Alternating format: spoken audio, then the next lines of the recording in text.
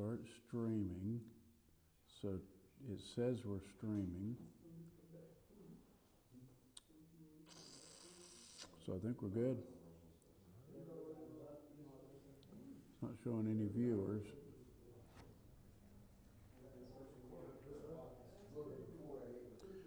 Hey Siri, call Paul Treville. Trevello. Treville, I don't know how you say his name. Trevello.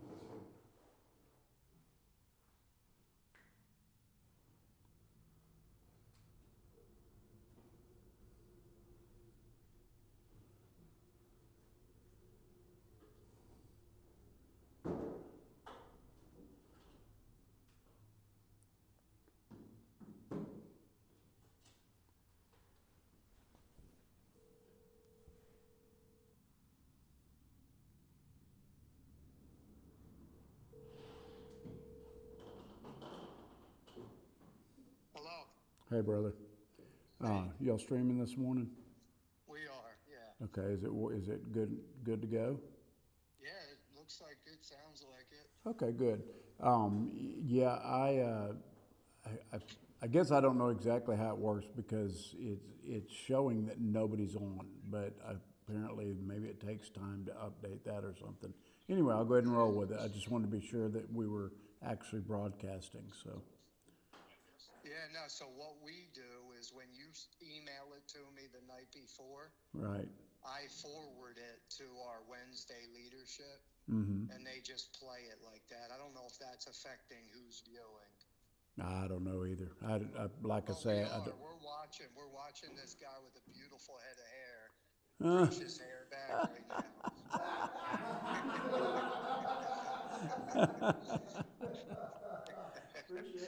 Yeah, he said appreciate it. Okay, I'm gonna go ahead and roll with it then.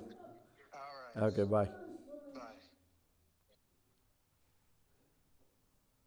Okay, so they say it's rolling. Let's do it then.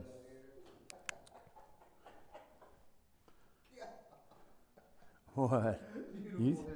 You thought that was funnier than it is. Okay, welcome. I just wanted to make sure you guys were on this morning and everything was flowing correctly, and hopefully we got no glitches during the course of this. We'll see.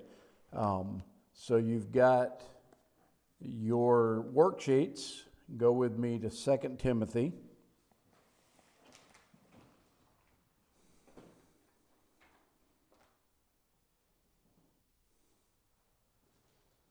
Let me get everything situated here and I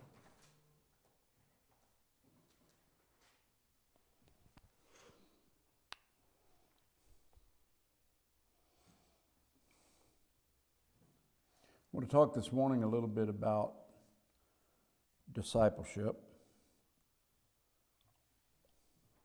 Okay, 2 Timothy, notes are there.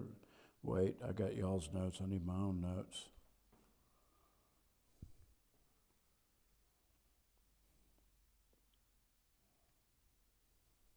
Okay, so let's go ahead. We'll go ahead and read this passage. To me, this is the, kind of the keynote passage concerning discipleship, which of course I think we all know that Jesus, that was his primary way of launching the church, and ultimately for the church to advance was through personal discipleship. Although when you look at the life and ministry of Jesus, although he did at times speak to even multitudes, that was usually, or at least from everything I can say, that was not really his thing. It was not really his focus. He would teach them, but then even when he would teach multitudes, he would pull together just those few disciples to really be sure that they got the concept. And then also on a number of occasions when large numbers of people would start coming, Jesus would say something like really heavy, like something that something that made it clear that discipleship meant something, that it costs something.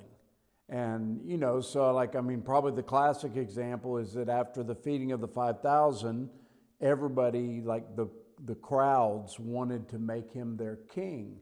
But he understood what they were doing. He got it, that they really just liked the bread and the fish.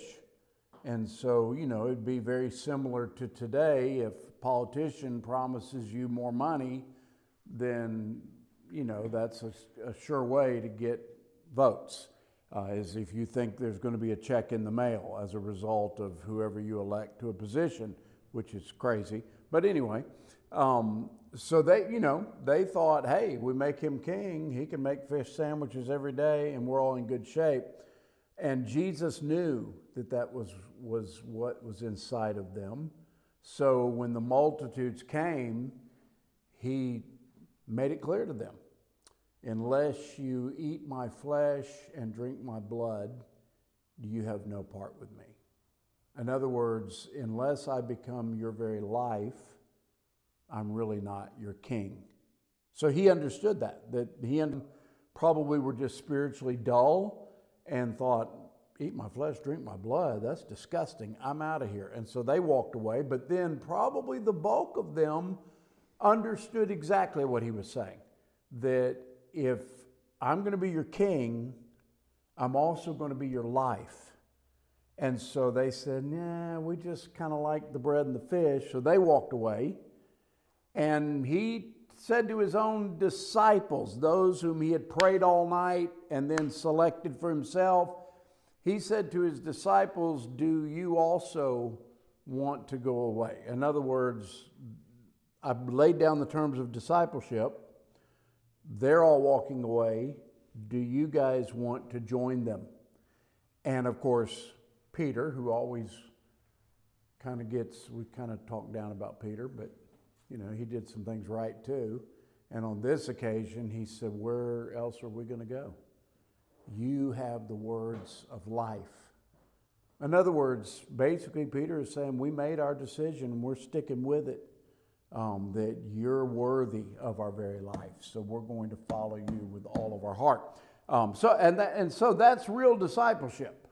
Now, one of the things that I love about, I know this type of program is called a lot of things, and I know that basically we and CRD, and I'm pretty sure Arise as well, usually refer to this as residential discipleship, because that's really what it is.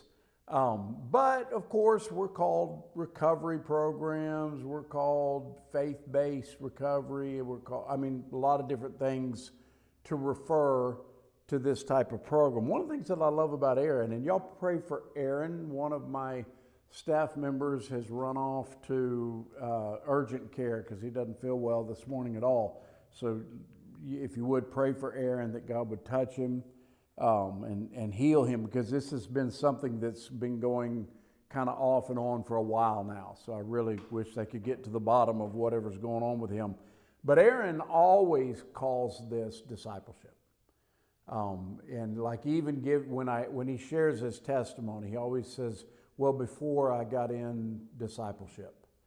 Well, there's a good reason, because that's really what this is. Recovery kind of implies that you've got a sickness and you're going to be able to find a solution to resolve your sickness. And generally in Western medicine, that means we're going to find a pill to get you off your pill, which never works. I've been around this thing long enough to know that you just trade one addiction for another addiction. And then, much of the recovery community really revolves around just your will, just that you're going to, buckle up and pick yourself up by your bootstraps, and somehow you're going to overcome your addiction by your own willpower. The problem is, I know very few that ever do that. There's a few. There's a few that just manage somehow. And I remember one time a friend of mine making the statement. I ran into him and he had been clean for 9 months, and he said, "Bro, it's like a monkey on my back every day. Is that what it's like for you?" And I realized I hadn't even thought about that. And I realized when he said that, no. Like, I have no desire to go